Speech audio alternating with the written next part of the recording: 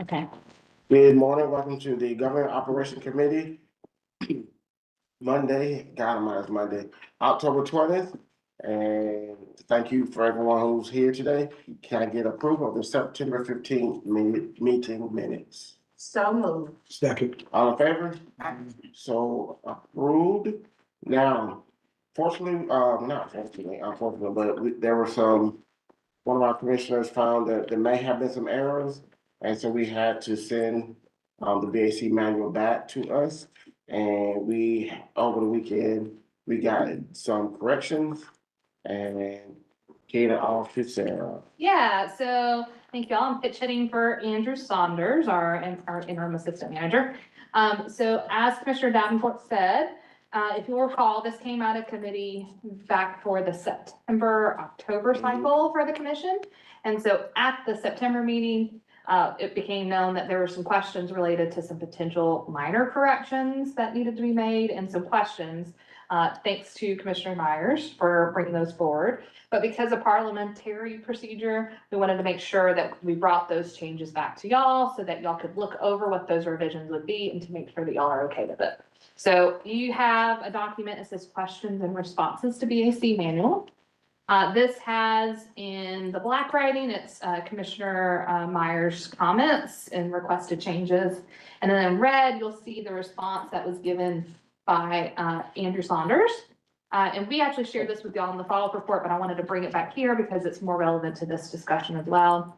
Most of these have already been addressed, and if I went ahead and addressed it, I highlighted that and put the page number, and you'll see those changes reflected in your version of the BAC manual in front of you. The one that Andrew didn't feel needed to be changed, Commissioner Myers had mentioned that very first one for membership limitations, which is on page 7 of your manual, if you want to follow along. It says, unless specifically identified by ordinance, ACC Gov employees and elected officials may not serve on any BAC. But then in the last paragraph, she noted that as a rule of the commission, no elected commissioner can serve on 2 or more BACs simultaneously. And you can read Andrew's response there, but basically he doesn't believe those two conflict because an ordinance could and does in the case of the pension board and deferred comp board intentionally specify when commission membership is included. And so when that happens, that would already be covered under rules of commission. So I didn't know if there was any committee discussion on that or if you all felt comfortable leaving that. Feel comfortable leaving it. Okay, and then moving on to page 9.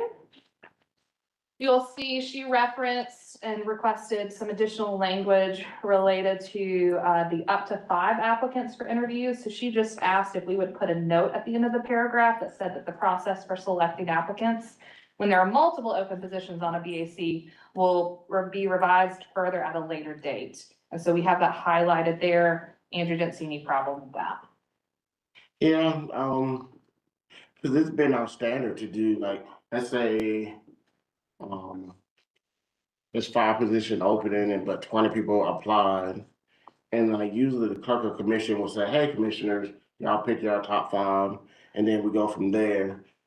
I just wanted to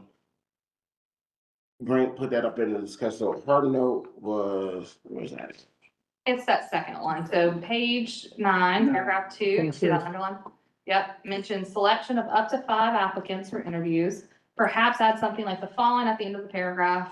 Quote, note the process for selecting applicants when there are multiple open positions on a BAC will be revised further at a later date.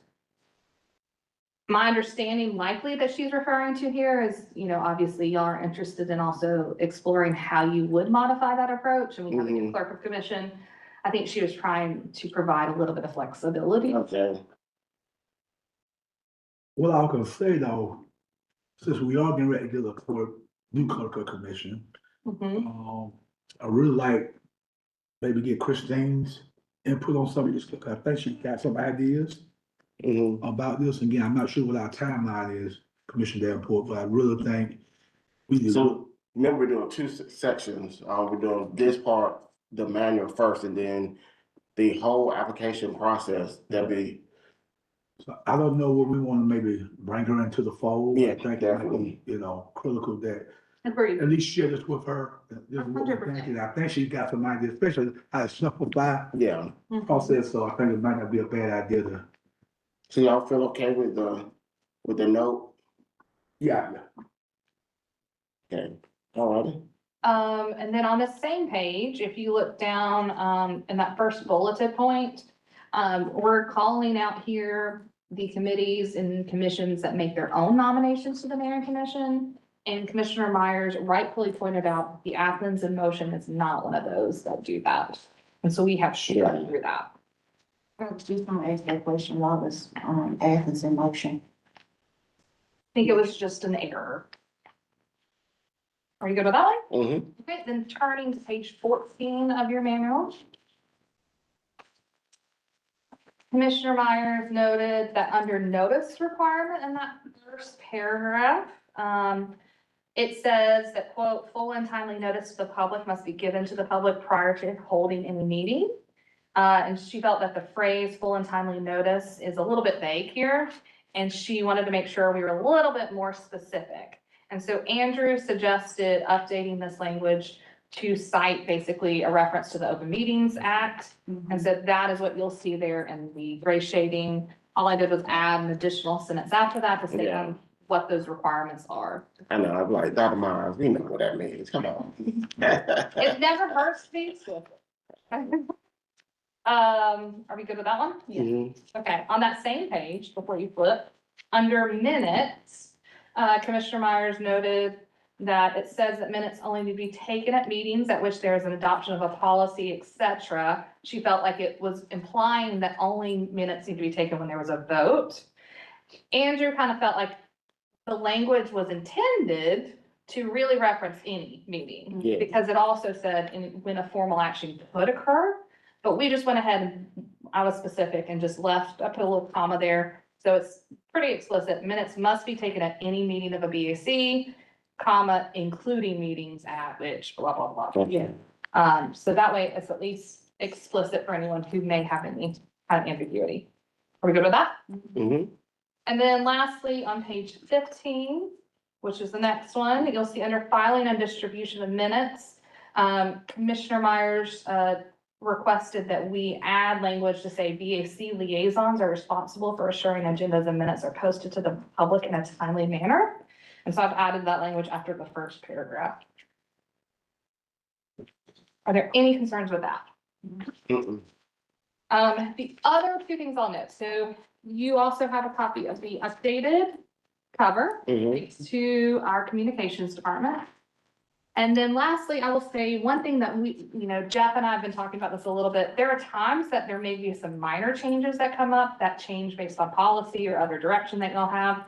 And we were wondering if it might be the will of the committee to also consider potentially providing some authority for staff to make some Scrivener's error kind of changes or very minor corrections. So I just want to throw that out there, just so that not every time we want to revise a sentence that may reflect a change in policy, we can go on and do that versus waiting. But Jeff, did you want to say anything I was about gonna say a good example is that note that we put in about the application policy changing. If you all do change that, then that would give us the ability to change it in the booklet without having to come all the way back through to change something you all have approved Okay. elsewhere. Just to give, that was sort of the idea behind it, to not have to bog you down with stuff that, not policy changes, but when something changed that's relatively minor that you approve in other formats. No, I think that'd be, streamlining the process instead of bringing it back to us, yes. Shouldn't we get a motion to approve? So moved. second. All in favor? Okay. And with the correction, we'll have to send it back to, and we'll see that in November? Yes, and if Okay. you're interested, I can see if Mayor Gertz might be interested in adding it under old business to Okay. the November meeting, if that's of interest. If not, it'll go for the full cycle. Okay. Now, with this, once we take this vote, this is gonna be our, it's gonna process Mm-hmm. as we move forward. I still kind of real like for Christine, Yeah, no, I favor. Oh, yeah, 100%, yeah. Yeah, before we maybe put it to a vote, because she may have some stuff okay. that maybe run, so I would So would you like the full cycle? That way it'll give you a little bit more time there. Yeah, December. because she, December, November 9th, when she officially starts down there. Yeah, So just give her, and we can give it to her, hey, Okay. earlier, just tell her, hey, you know, we're thinking about doing this new manual update. Take a look at it and suggest ideas and just, you know, okay, but, and they'll know some of the comments came in from my colleagues and anything else that she think maybe. That would be great, because then that also could give you a little bit of time to where if she did have some feedback for Right. y'all, we could potentially bring it back at your November Yeah. meeting. okay. And Yeah, then and we can do that. update the agenda report. Okay, yeah, thank you. Okay, sounds wonderful. Okay, Now moving on to. Yeah. Lisa, just throw a number at the board and we'll take it. Then we see it right back. I'll let you ask. Right. Okay, yes, so Commissioner Davenport, you're right.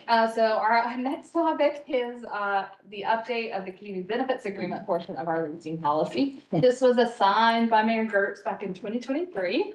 And at the last meeting, you kind of did a revisiting this topic for the first time. Mhm. So my understanding is that Andrew kind of laid out that long, extensive 6-year history of this policy discussion, which has been in GOC pretty frequently.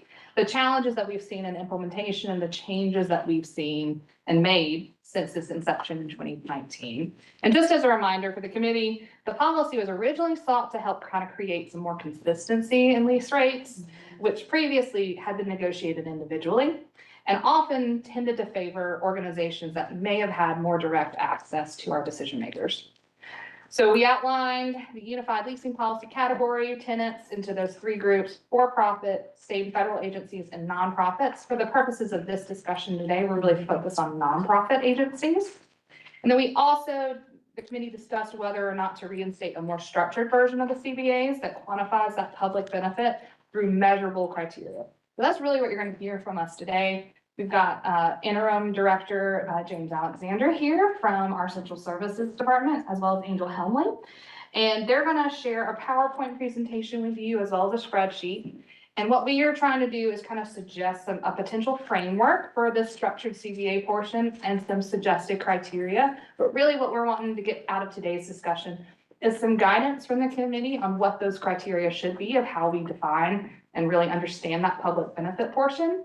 And then as well as getting some kind of feedback related to thresholds for the weighting of those. So which should we prioritize more other than others? So with that, if there's no questions, I will turn it over to James. Well, thank you guys for having me.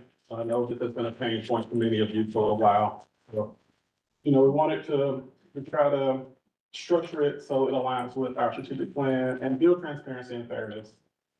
So anybody who is leasing space or contemplating it, they understand what we're doing here. So we'll cover the program purpose, define what counts as a nonprofit, which I think is extremely important, review state requirements, and then shift our focus to evaluation and scoring. Like I said, the goal is for clarity for both internal reviewers and nonprofit partners. And so work with us. So we want to create an equitable, transparent framework supporting the mission-driven organizations that can do measurable public benefit. Pardon me if I'm speaking fast, I have indigestion and I'm trying to.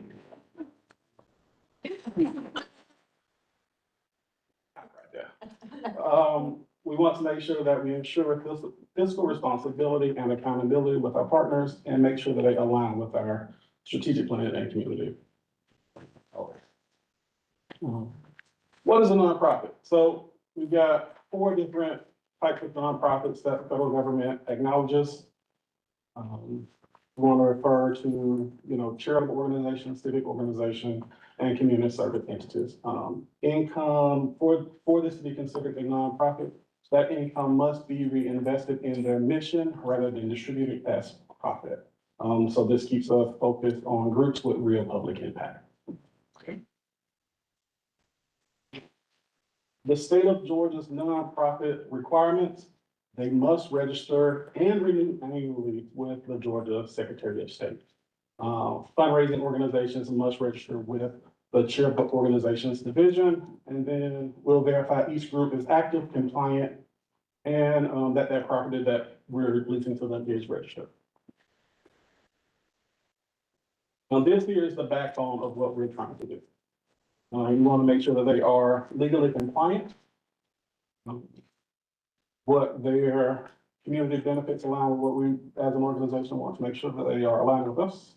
Financial stability and accountability, facility utilization. We have cost sharing capacity. We're gonna shift that to the end. We're gonna make that some bonus, so I'll kind of get into that a little bit later. And then we want to ensure consistent, data-driven and equitable evaluations across the board. So these are the 7 topics that we settled on. Now, each applicant will be evaluated on a 0 to 5 scale. It was weighted out at 100. This will be the tiers. I am not recommending, whether it's a dollar lease based on the tiers. Right now, we're just gonna focus on the different tiers that we have. For each. Let's see, we'll break this down. You want to go through it? Yes, please. Okay. So this is an example of the scoring matrix that we're gonna break down. Each category is 0 to 5, weighted for a total of 100. It provides a clear quantitative basis for ranking applicants, and it promotes fairness and helps guide lease rate adjustments, so that way they understand their expectations. This standardized approach ensures consistency, fairness, and transparency across all applicants, no matter the size or their mission.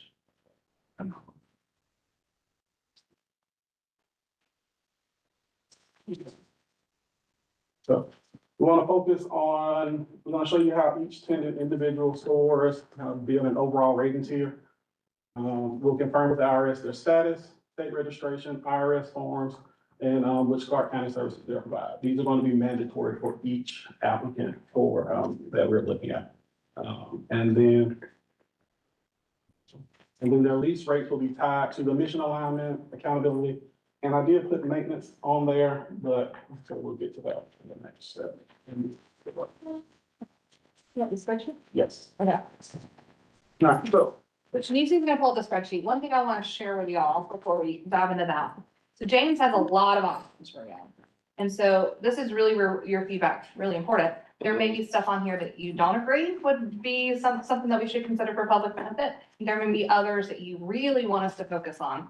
So as James kind of outlines this, I don't want you to feel like everything that's listed here is something that we're recommending you pursue. We're just trying to provide options to the committee as you start to think about how do we define what constitutes a public benefit. Shift to the commissioner's tenant questionnaire. And then drop down the categories to legal verification. So will central services be reviewing these applications, or Ms. Angel, who? Okay. God bless. Cause there's gonna be a lot of things that pop up that we didn't think about, so.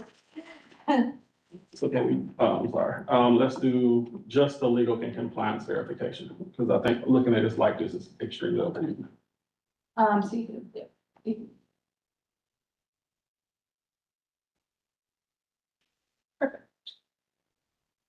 Okay, so to keep it as simple as possible, we broke it down into a couple of different questions, and with these questions, I want you to select which ones you think would be good to go on these applications. Also, if you see something there, you're just like, I don't really think so, please let us know. So that way we're all on the same page. And that way. and one thing I want to emphasize is objectivity, Yep. right? So whatever questions and criteria that we are putting on this, from my vantage point, I want to make sure that we do so, we find which are the most objective to which we can evaluate our agencies. That way, it could be me looking at it or James looking at it, and you're gonna get relatively the same score. And again, disregard the weights. The weights are something that we would like you guys to kind of talk through and like, okay, we want to make this one more than the next one. And so James, it looks like most of these are being pulled from like the state's like legal requirements Yeah. for nonprofits. Is that accurate? Yes.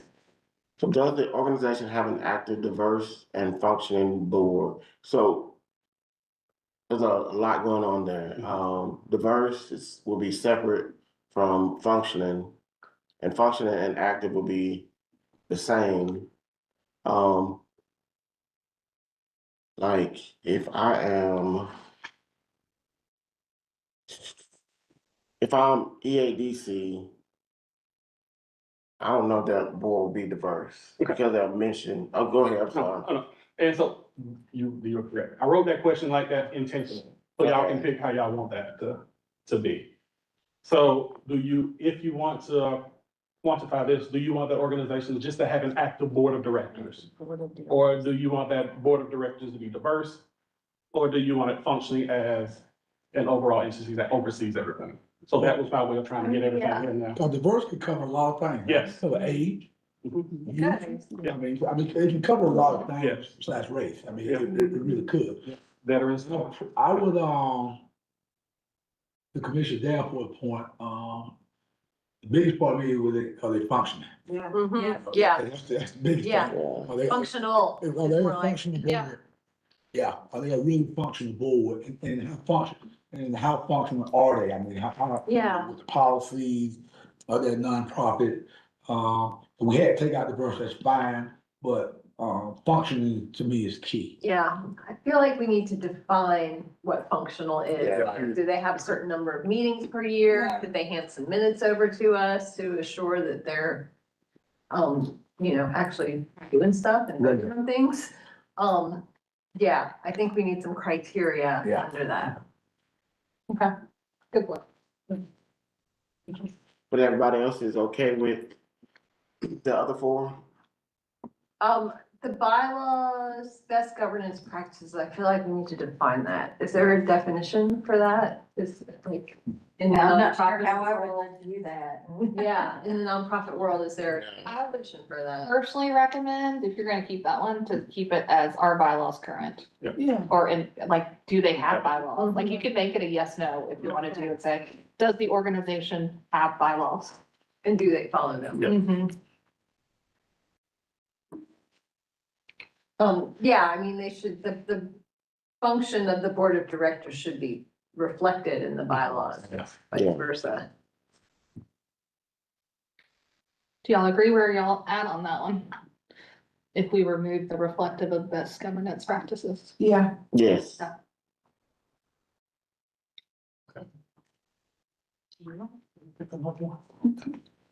we good with the others? Yeah.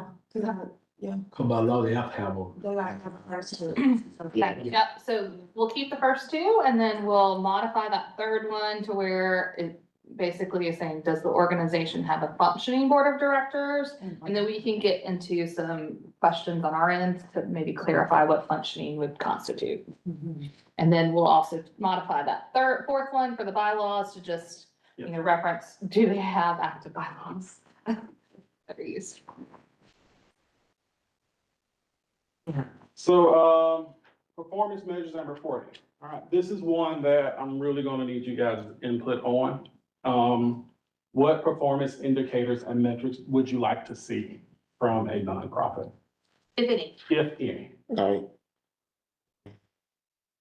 So I'm trying to look at it from a staff perspective. We all like send an auditor out, checking these nonprofits, like, or we just getting a piece of paper that says, Normally, so we would for grants, by all means. And yes, depending on how this lease shakes out, there is a public benefit that you were, that the Yeah. agency is providing. And there is something that in return you are discounting, right, that lease. yeah, So you could request performance indicators. I don't know that we would go as far as to have an audit specific to their performance.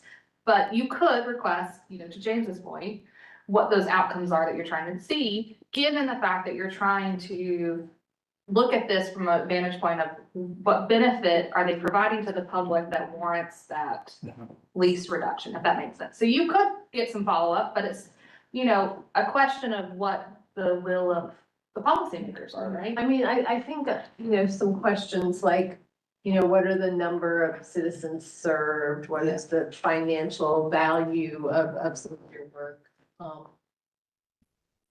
And what kind of outside funding are you, I mean, I guess all that's kind of reflected in their IRS documents too, but, And some of those questions will be Yeah, one another. and understanding of where their funding sources are, and is it sustainable? Hmm. You know, do they have a membership that's contributing? Do they have fundraisers? Do they have outside grants and stuff? Just understanding that they're a diverse and ongoing source of funding. And I guess we does, one thing that, because I said this publicly, how often should they, I really like what the, Family Connection did when they came and Yeah. really spoke to us about what they're doing. How often should we get those nonprofits in front of us? Should it be Especially quarterly? if they get CDBG funds. Should it be quarterly? Should it be twice a year?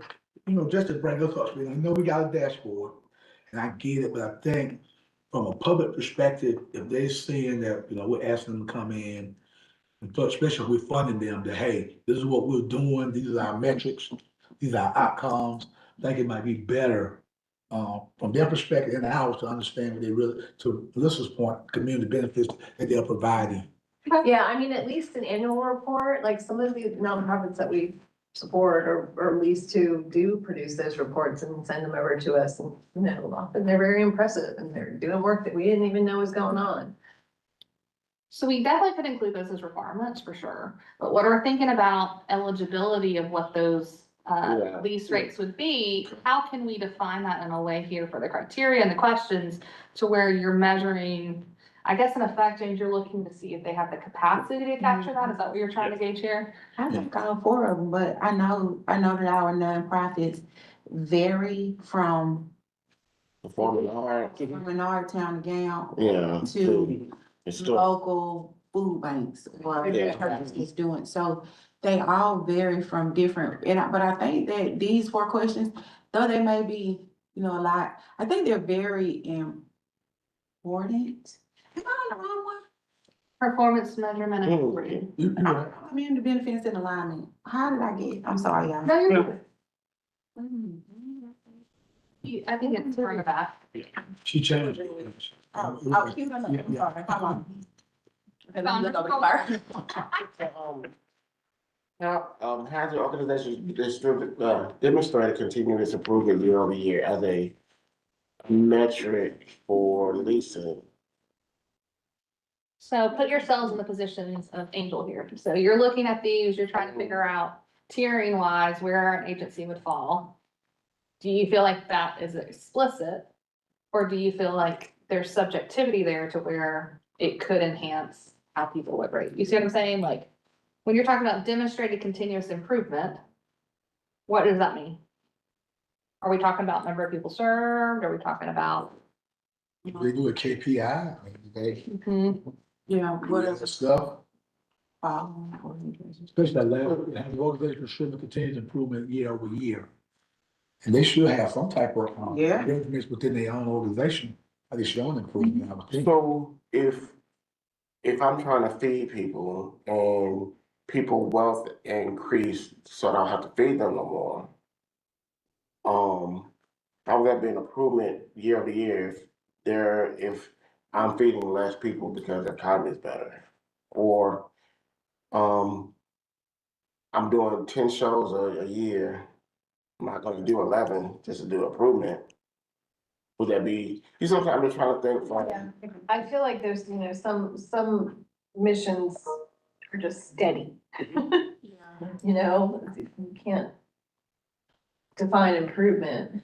Now, do we want to change that to where it's something like year over year, you're not showing a significant decrease? Because that's one of the issues that we run into is Yeah. if an organization is leasing a space, and when they initially leased that space, they needed all of this because they were serving so many people. And now it's like, they're trickling in, and now we still have you on this lease for all of this space that we could So probably. maybe it's a continual need or continual utilization of the property, something like that.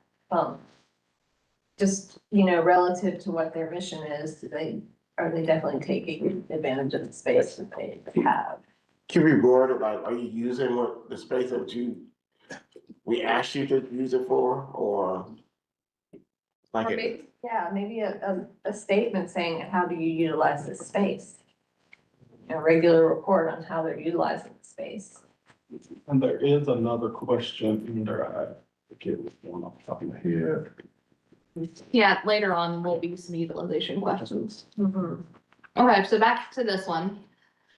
So we have some questions related to this continuous improvement year over year. So we'll hold on that one for right now, But but do you what want I'm to here. make it into a yes or no question? Will the organization continue to demonstrate improvement year over year? Yes or no?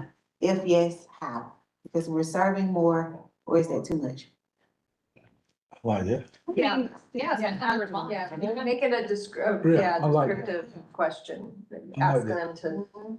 Cause then, Right. you know, you would still have to put some kind of benefits. Okay. I like that. Okay, how are we feeling about the others? So having defined performance indicators or outcome metrics. Do you feel good about that one? Okay. How frequently are data collected and reviewed? I like that. I have a question about that one though. So if I'm like scoring these, I mean, I need to know what's acceptable and what's not, what, you know, an acceptable frequency is. If they say they're doing it once a year, is that okay? Or do we want it more I often? think it should be at least biannually, if not quarterly. Okay. Y'all agree?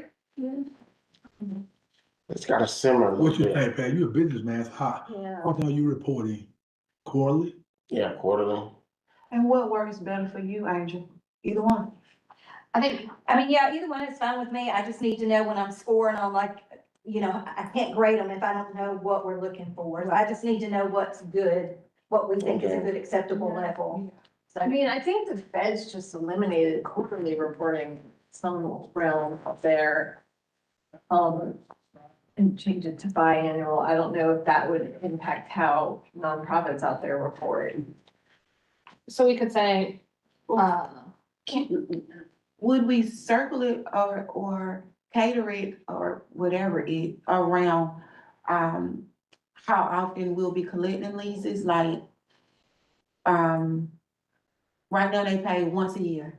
So how many times do we want them to report within that year to be in good standing, right? That's our thinking when we think about this? you potentially could, yeah. Yeah, When they do so, the contract, renew their contract, right? That's how, Yeah, the contract renewal. So that, I mean, I think the question here is like, they're gonna answer this question. I thought they were just gonna answer this question, not like submit reports to me quarterly. So if y'all want reports submitted to me quarterly, I mean, I don't take that from reading this. To me, it's just a question of how frequently are they collected? Right. Yeah. From the people, from the agents. From the agent. Yeah. Oh, Right. The okay. requirement No. later. No, like the data should be incorporated into like an annual report. We don't have to Yeah. see it when it's collected. yeah. Right, and we do leases normally for 5 years, you know, 1 year and then 3 or 4 additional 1-year renewals, so, I mean, we could ask for reports every year if y'all wanted to see them.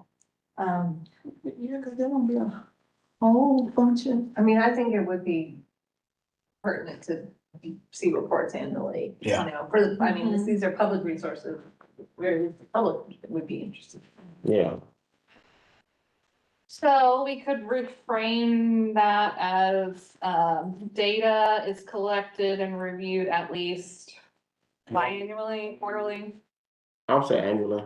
Okay.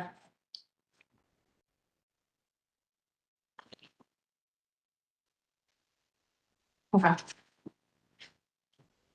And then are outcomes reported to the public board or funders? We good with that? Yeah, that should Yeah. be. It should be See, my standard. understanding of this is that they'll either say yes or no. Yeah, Yeah. And so if they say yes, then they'll get the percentage there. Yeah. If they say no, then they don't get those points. I think it should be made clear that all of these questions should be reflected in an annual report. Okay. You know, they'll tell us that these outcomes are reported to the public board or some funders, but when it comes time for them to submit their annual report, they better show how they're reporting them. Is that something, Austin, that you think we could potentially build into a lease agreement? Absolutely. I don't see why the actual agreement couldn't include a requirement about reporting. Okay, which one do you wanna do next?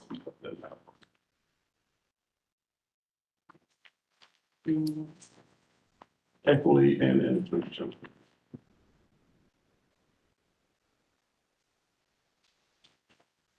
Okay.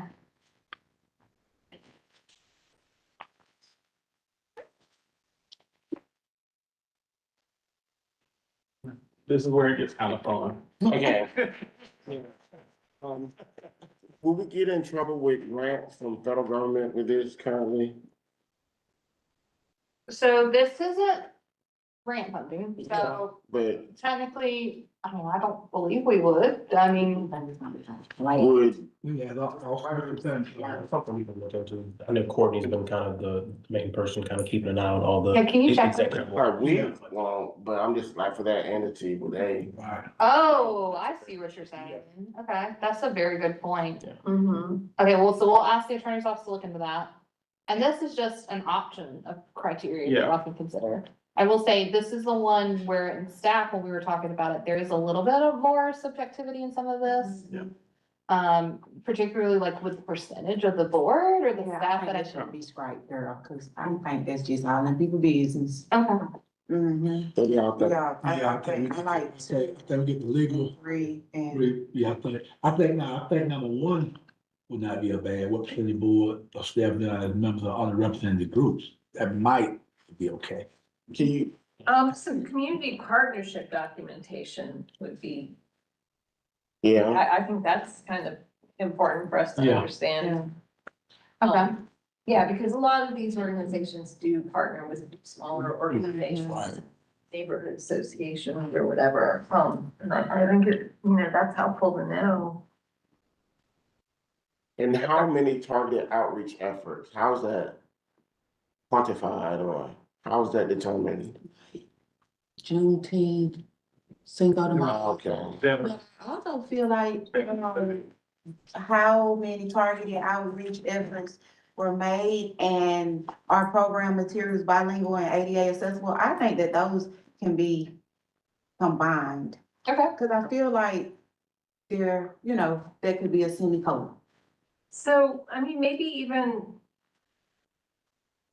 the board and staff demographic summaries, like, just to get an understanding that they do have a diverse board and a board that like is. But it goes back to the previous question when I guess we didn't ask about. I mean, Board. a board that actually like reaches into different aspects of the community or is like relevant to the mission that they're. I don't know if this is the place where we ask for that kind of information. I mean, just a list of board members and their bios or CVs or whatever. So I think we could definitely ask for that from a reporting standpoint. The reason I kind of hesitate, and James knows this, because we kind of talked through this a little bit, we wanted to put it on here because ultimately this is a policy decision, right? How do you want us to rate this?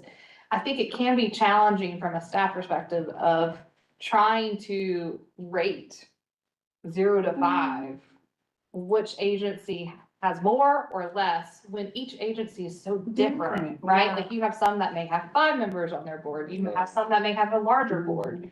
And then what constitutes enough diversity for a 3 versus a 1? You know what I mean? Like, it's just, it can get very in that gray area. So if we were to use something like that, I would suggest that we reframe it into something that is a yes, no, to make it a little bit more objective. Yeah, who, But I think it's gonna be hard because all these agencies serve different people. Yeah. And they're, and, missions, everything. and so it's just very nuanced. And so I guess with this one, if we do look at a category for equity and inclusion, what are those criteria that you would want to see demonstrated from an objective standpoint from an agency? Is it more targeted to their board representation, or is it more targeted to people who they're serving? Is it? Outreach. I mean, outreach, but also I'm interested in seeing an organization that has, doesn't have the same board for 30 years. Okay. An organization that, is malleable to the different needs of the community and, brings new members in, brings some fresh blood in once in a while. That I feel is important to understanding a functional organization and an organization that's just not insular. Okay. And who will be in charge of the DEIB training? And that was one I was thinking that we can bring in, People want it? yes. But it also doesn't have to be something that we offer. If they say, hey, I took this training through this organization, they can provide a certificate. Yeah, I would hesitate to require them to go through our own training, only because it can logistically be challenging, but I hear I don't think that's a bad option of saying if an agency needs it and they don't have another source to reach out to people wanting to see if they can fulfill that need. Yeah. But I know that there are some agencies that receive training like that, either through a conference or through other mechanisms. Yeah. And I wouldn't want people to have our class just to meet a requirement Yeah. and they've already. And they've done it already. We got some feedback the last time we tried to do that. It was not Yeah. positive. I mean, and I know some of these organizations definitely do a lot of that. Okay. So we've struck through the first one, if y'all agree. That's what I heard. Mm-hmm. Yeah, And then moving on to the second, how many staff/board complete training annually? So are we looking at this as a requirement? If so, we could reframe that to say, is DEIB training completed annually? I mean, I guess here's my question, is it all staff have to complete that? Is it all board that has to complete it? All board? I think we made that change like years ago where we required them to take that Okay, training, so at least, but I don't really know that it's kept current, you know what I mean? I mean, I made them all give me documentation back then, but they may have new staff now, Right. so. okay, we I mean, may, maybe just upon lease renewal, they should produce that information so we understand that they're been keeping it up to some degree. there may be something we may have to take out based on what they find. right, from a legal exactly. Perspective. 100%. So do you want to move on from this one for now? Yeah. until we get that? Yeah, I would, yeah. I Okay, have a let's do question that. more about it. That way we're not wasting time on something that may not be relevant in the future. And James will just put like a question mark on this one to come back to it later. Well, facility utilization and needs. Great suggestion.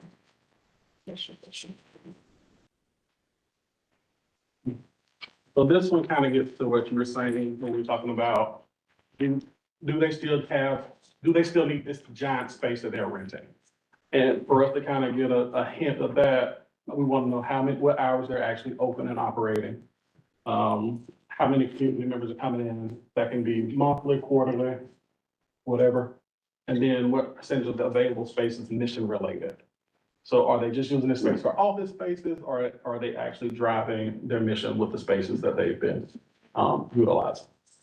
And is this space accessible to the public or partner organizations? Meaning, are you open for people to come in and do tours? Are you okay with people coming in and say, hey, I have a conference room that's open and available, let this organization come in and use it, you know, things like that. I like all of them. Oh, two. Here's the fourth one. But see, my thing is, who's the auditor? So I could put down, yeah, we're using this space every day, but then it's not. And I ain't opening It's one. not. So, I guess I would come in with an annual report if you require that hopefully you'd be able to derive that from that. You may get feedback from constituents or even from each other potentially of, hey, I've gotten word this agency is not fulfilling that goal. I mean, that would be difficult to audit, frankly. okay. Because I could go out and try to do, an audit of it one day and they are there, but that doesn't tell you if there are other days that they're not, you know what I mean? And like, so I feel like some of these nonprofits, the percentage of available space is actually used for mission-related activity, like, so many of these organizations, their activity is out in the community, building stuff, you know, Right. working with kids on site. So, I mean, but that's not to say they don't need the space for the staff that are going out there into the community to do these things. Yeah. I think the percentage is very important. Mhm. Yeah. All right. But, and here again, for me to be able to score them, we're gonna have to have what's, you know, a good, what y'all think is a good level, an acceptable level, or below, you know, so I can score them. So we're gonna have to come up with all that at some point. Okay. So like 75% of that space needs to be used daily, Monday through Friday.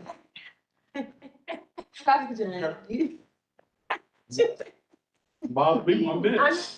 Some of the orgs are more weekend oriented. I would make it like a certain number of hours per week, Okay. not necessarily fair. business hours. You know, you got a youth organization, those kids are there after school. You know, you got some organizations who do their work on weekends. Okay. So what we may also do is like take back these questions that you do like, and then we can provide some suggestions Okay. into how we might bring that out. If you don't have none thoughts today. Okay, do we want to move on to the next? Yes. Okay. Financial stability. All right. Spent a lot of time on these because I think this is extremely important with the organizations that we're working with. Do they actually maintain a balanced budget throughout the year? Now, we understand that, you know, they go ebbs and flows through times depending on what's going on, if they are getting federal funding, if all these things kind of happen. But we want to make sure that they're in a good financial position based, and it's not just, we're giving them the space. They use it, but they can't really serve people because financially they're struggling. So I think this section is extremely important. And I really want you guys to kind of look at this. All right, this works, this doesn't work, and kind of pick this one apart for me.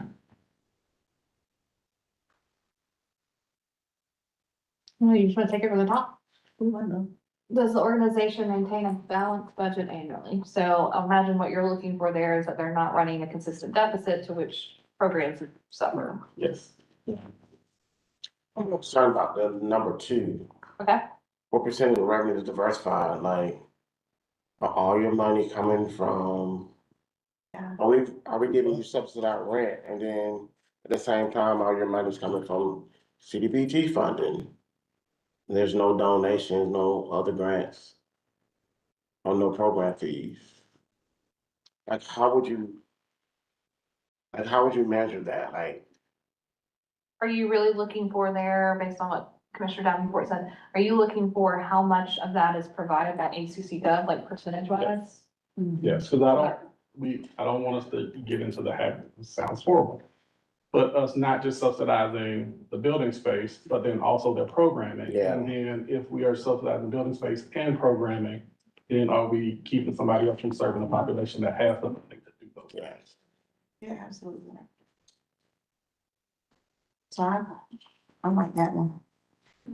So like, does the organization have no more than 50% of their revenue coming from an ACC Gov source? Is that what you're looking for? Yes, and you have to pick that. I don't know what that number would be. That would be a Yeah. policy then. And I'm assuming I just take their word for it if they say yes? Likely, yeah. Okay. We're about to provide it through information through the annual report, right? Yep. Yeah, and that's why I like our annual audits or reviews performed by a licensed CPA. Yeah. That should stay. Only because it is a community benefit, and whatever the number is going to be, ACC Gov is still maintaining the building. And so for a community benefit, I think for transparency reason for the commission as well as the public, that this should stay.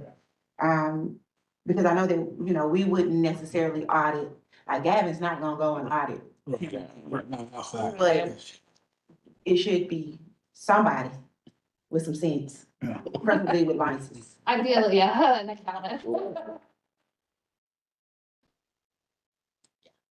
Okay, so we're definitely good on the fourth one. If we're thinking about that percentage of the ACC Gov, like, funding, Is it standard 30% across the board?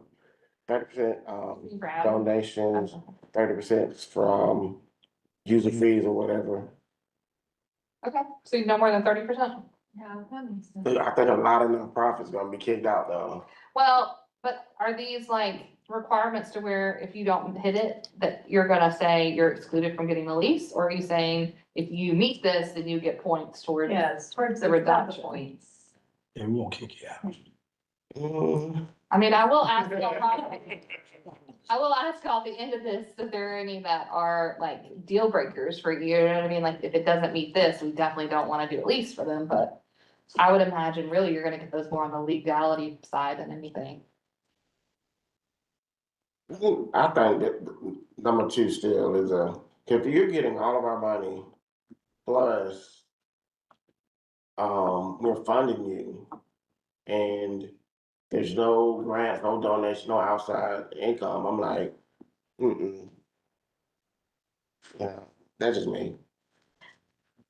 I mean, I think we need to be prepared for what this is gonna score out as. I mean, because you may have agencies like Athens Tutorial who have no money. Yeah, And I mean, they may not be able to afford to pay a CPA to come in and do that, to do the audit every year, or, they may not ask for donations because they just have a few volunteers that come in and help with tutoring. Right. So we just have to be ready for how this is gonna score out. that's fair enough. And keep in mind that y'all can change and adjust the weights Yeah. as needed. So whichever you guys feel is more important, can work it out that way. Very good point. Isn't there a ratio out there for like number of staff versus number of people served out in the nonprofit? This might be an HCD question. I know there are like standards out there for functionality of nonprofits. Yeah. Let's ask HCD if they have any input on what kind of criteria to weigh. Because, you know, you might have an organization that just has like one staff member and a slew of volunteers and they're serving, you know, hundreds of kids, but they're not, there's no like the financial transactions are pretty minimal. Okay. Are we good with the third question? Related to cash reserves? I know that one might be a little tough for some of the nonprofits, so Would be, yeah. I want you guys to really kind of think, is this something that y'all want to keep? Let me ask you, but somebody, surely, they don't use a CPA, somebody, they're doing some type of audit, you would think, wouldn't it? Depends on how much, they receive, like in grants. So there's a threshold, I can't remember off the top of my head, by which if you pass that, you do have to get, a CPA audited financial Okay. statement. But I guess it would depend on the agency to Angel's point. I mean, if they're bringing in fewer donations, it may not be required. So say they only get funding from Athens-Clarke County. They only get Athens-Clarke County funding, and they're in a Athens-Clarke County building. And so they are at that threshold and have just been at that threshold. For the sake of conversation, how beneficial is that? So it depend on what you would constitute as a public benefit, right? Like, so if it's substituting or supplementing services that we would normally provide, you may see that as enough of a public benefit to where you do want them to be in that lease. You know, Athens Tutorial may be a great example of that, right? If y'all feel like the mission that it serves warrants both us funding it through the general fund, but also funding it through a lease reduction, it's just a trade-off, right? So you're just saying, and you're communicating from a policy perspective, this is a mission and an outcome that we value and that the public and community values. And so therefore we're willing to, you know, in effect, help to deliver it. Do they get any CCSD funds?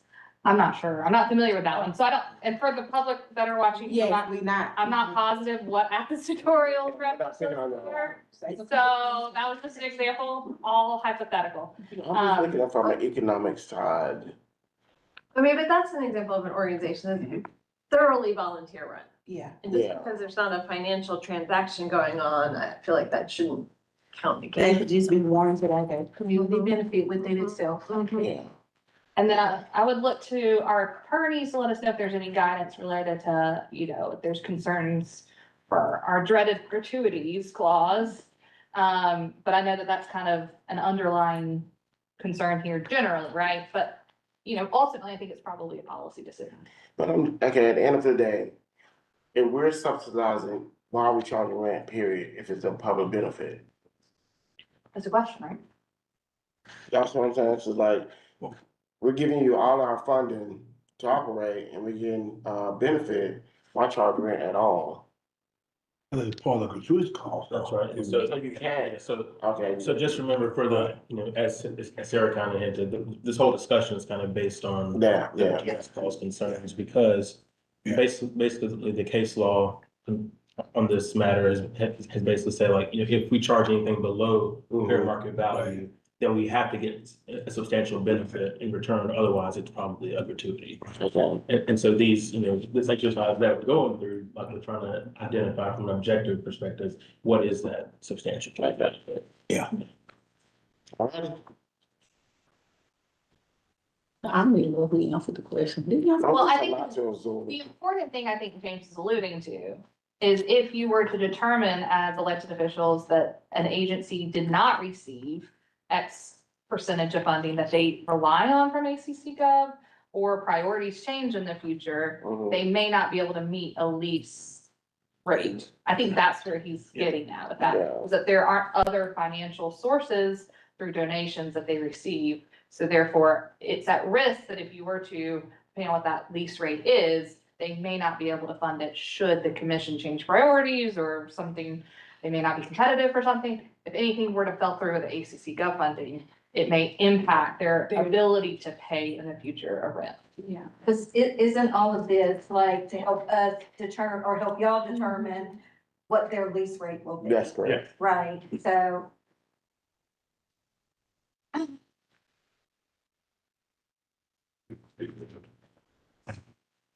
Okay. Y'all, we're doing good. I'm gonna say, this is great. We're doing okay. We're making progress. Try to keep community benefits fairly simple. How many Athens-Clarke County residents are we serving? How many were below the federal poverty line? And then what percent of total services offered were at low or no cost? So these are things that you like, and say, I like it, if not. Yeah, I like all. Mhm.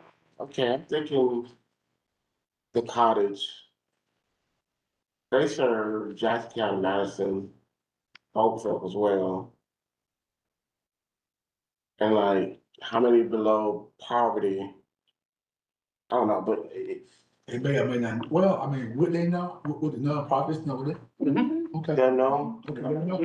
They should know that. Okay. Yeah, but I mean, I think what he was maybe alluding to was that, like the people that use the cottage may not necessarily be below the poverty. Yeah. Right, yeah. So. Yeah. That's why I asked the question. Oh, yeah. Nonprofit know that.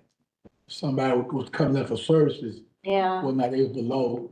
Most should. I think to Angel's point, it may not be mission critical for all of the people that they serve to be below the federal poverty level. Cause let me ask you about the college. Well, They would serve anybody if they was in a situation with, Yeah. regardless of their income. right, yes. And some of these are cultural organizations that are more focused on arts and cultural resources, which That may matter.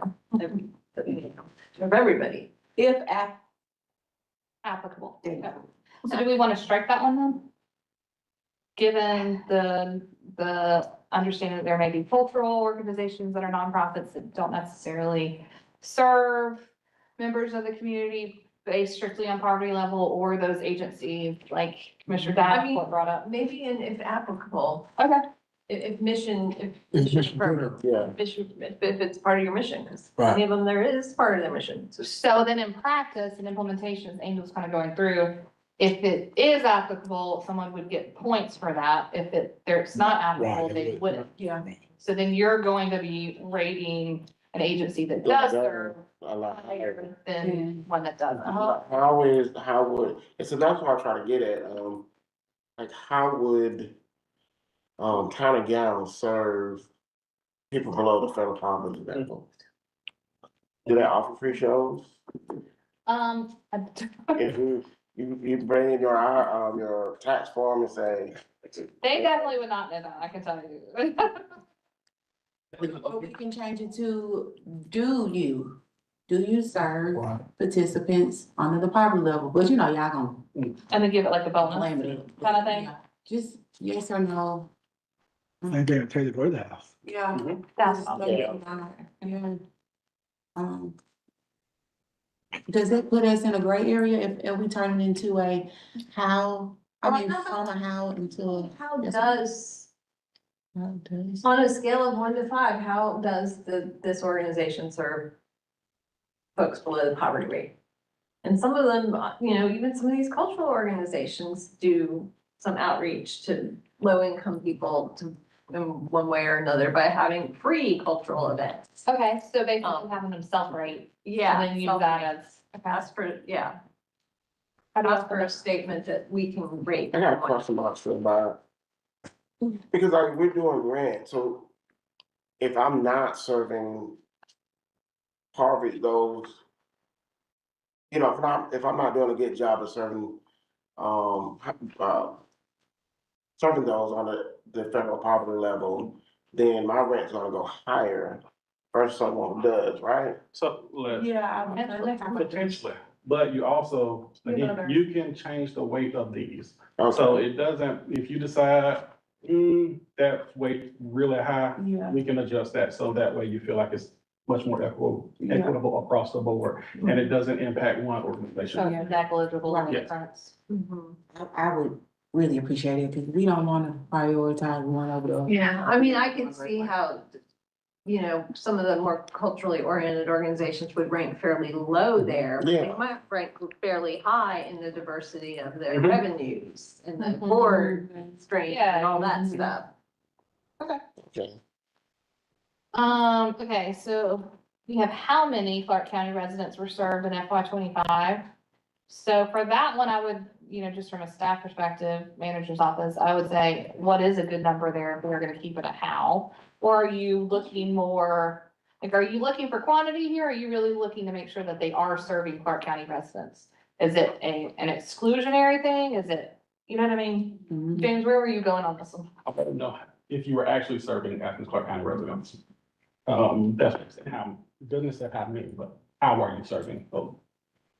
And you may have some agencies, like I imagine the cottage probably wouldn't serve as many as Athens Neighborhood Health Center. Mhm. So, they're gonna have less people that they are able to help. So it's really up to the committee, right? Like, if when we're trying to define public benefit, is it important to know as a criteria for this rating, how many were served from Clark County? Is it important to know if they are serving just generally Clark County residents? Do you need to change that or reframe it? I mean, I would, maybe make it more like a percentage thing and Okay, the scorings, so like 25% of, 0 is 1. yeah, that kind of thing. Okay, that, Okay. We can mock something up.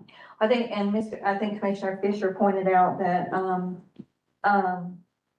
the cottage, they serve other counties. yeah, So, but we're not gonna count those numbers No, when we're doing. Just it. Clark County. Okay. Yeah. Because they're definitely gonna fall in a lower threshold then. Okay. And then we've covered the federal poverty rate level, if y'all are good with the self-rating. And then what percentage of total services were offered at low or no cost? Again, that's trying to capture that public benefit piece. mhm. And I would assume if we were to keep this, we would probably do similar to the first one where you would have, based on the percentage that they provide, there would be a difference in the rating. Yep. How do y'all feel about that one? I'm okay with that Yeah. one. too, yeah. Okay. Yeah. How many outreach or engagement activities directly benefited Clark County residents? How are y'all feeling about that one? So wouldn't that coincide with number one? One. So you want to strike that one? Yeah, they're There's some overlap. the same. By serving, outreach, I think is service in a lot of ways. Yep. There's education. Great. So we'll strike that one. So we're good? Mhm. Okay, y'all ready to move on to the next? Okay.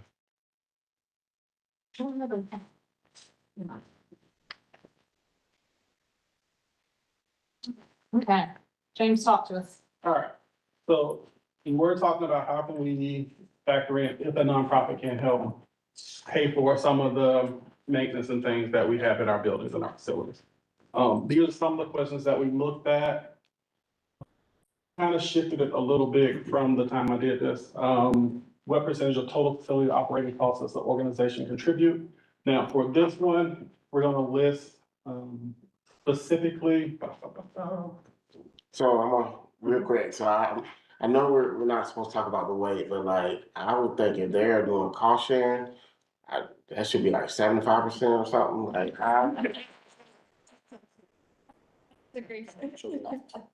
yeah, but yeah, I'm sorry. But for this one, I wanted to be inclusive and think about those organizations that couldn't put a whole lot of money into it. So it was not like, I'm not asking you to do capital stuff. It's more so, can you cover pest control? Fire extinguishers, the things that we already have contracts for. Do you have the ability to cover those things? And if you can, give bonus points for those. And I have that list of those, but I do not. Should we have a Yes. requirement? If they lease the space out to another entity and they get funds from that, then we get a percentage of that fund. Yeah, cover costs of the maintenance. We can put that in as we want. I mean, I would I mean, imagine they- build that into a lease We agreement. have two agencies now that do rental share. They do Mhm. rent out like a conference room or something. And so we do get a percentage of that. Right now it just goes back into the general fund. Okay. Receive that payment. How about you put it in central services? Love that.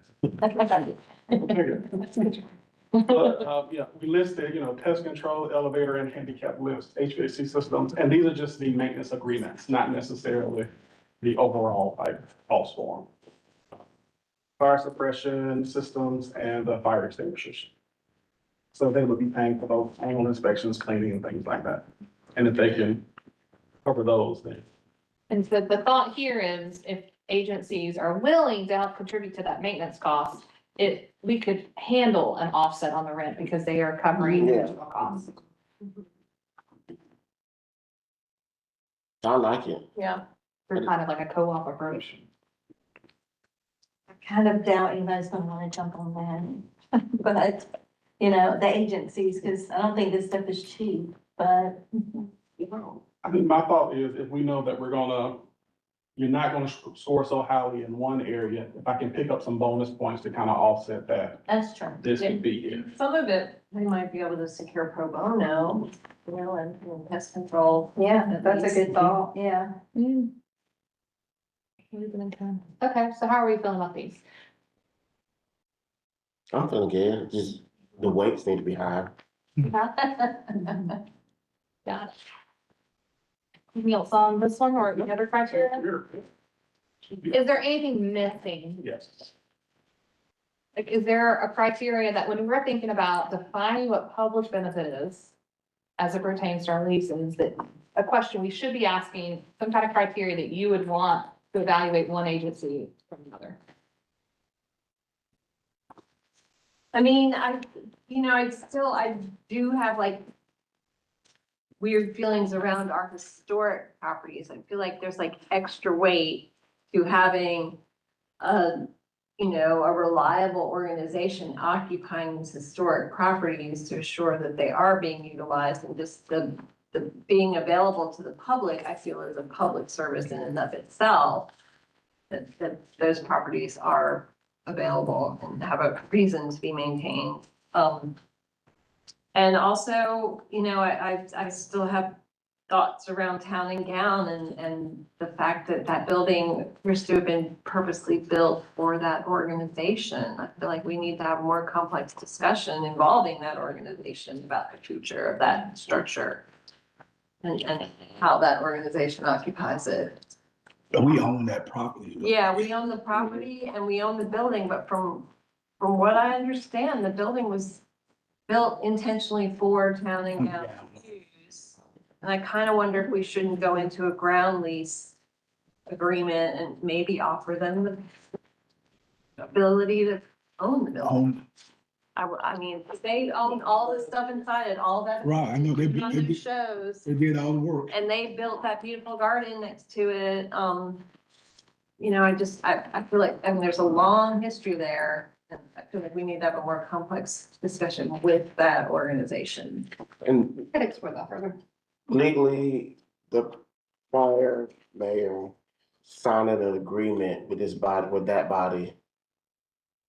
Is that possible? If we sign an agreement? Like that we will take over that property, that building was donated, and that we will resume responsibility? I'm just trying to figure out the legal issue. Yeah, I probably have to look at that contract and see. Yeah. That's something we can follow. I mean, I know they're, you know, that they've been very vocal about, you know, the idea of paying more than their dollar. Right. Right, and it's, you know, it's always a struggle for arts organizations to be able to put on these productions. They're not cheap. And they only have limited space in the building to So actually what bring an does, what audience. does it seat? What does it seat? Oh, God, I mean, it's tiny. Like 50? No, it's maybe 200. Okay, I mean, I go to the shows regularly. And they're great. They do a great job. It's a really They do important. charge though to come in. Yeah, and it's cheap though. I Yeah. mean, you can go see a live play for like, what is it, like $15 or something? Good. It's not, I mean, and they do a great job. They do, and often they have professionals who, you know, are associated with the university or have some, I mean, they have some professional background and or are moving on to professional theater. Like, Well, we can explore that further and we'll talk to the attorney's office to kind of figure out what the legal complexities are of that. It's definitely something we can consider, especially for like a one-off kind of situation where it may not completely fit. It's a good thing to explore. From the historic property standpoint, so I think here the recommendation is maybe to provide some points if the building or the facility is historic. yeah. Are y'all in agreement with yeah, that? it should be more scrutiny for, not scrutiny, but. More require- weight. Yeah, Yeah. I mean, I feel, you know, the way that historic property is dilapidated is if they're not used. yeah, I know this type of family property that is not used very often. You know, just having people in the building, you catch things that can get out of control. Totally understand. So it is 1:13 currently. Do we want to try to look at weights or do you want us to refine this and come back? we finally come Okay. back. Good. Well, then for the next meeting, what we'll do is we will clarify and update this, James. The attorney's office will kind of look more into the gratuities clause component to some of these questions, especially the concern also about that, equity inclusion criteria. So we'll look at that and provide some updated information. And Andrew will be back for your next meeting, fingers crossed. And so you will not have a sub. But is there anything else the committee would like us to prep for the next meeting? I just want to thank, Mr. Austin for being with us. He's leaving to go to another meeting. The LRC. You go to the dark side. Full commission. Yeah, it made it sound like I was leaving the government. So you were still on. Just went over to LRC. Yeah, And if I just want to thank you. How did I just do that? That's it. Motion to adjourn. So move. Second. All in favor? Thank Enjoy you your guys week. so much. Cash commission office. Andrew still leads even. Okay. Yes. I wish he could talk about it, because that's like I know that area. That can be for everybody, anybody. Yeah.